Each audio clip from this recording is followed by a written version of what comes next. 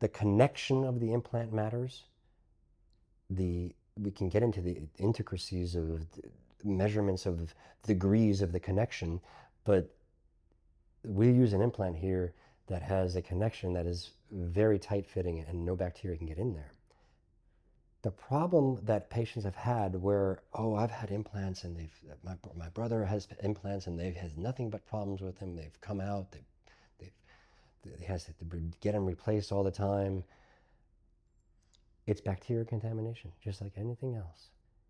And if we can create the connection of the crown to the implant as far away from bacteria as possible, and with a connection that has a very tight-fitting connection that you can't get bacteria to get in there and harbor next to it, then you won't lose bone around the implant. And if you lose bone around the implant, that's when you start losing the implant. The implant level is bonded to the, or integrated to the bone.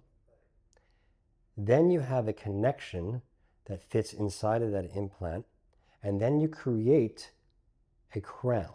Now I use that tissue zone, or the tissue interface between the tooth and the gums. I use a highly polished zirconia, because they found scientifically when they did the research and looked at it under a microscope that if you're using a polished zirconia and you have 4 millimeters of thickness of tissue there, that you can get that tissue to actually seal onto that zirconia.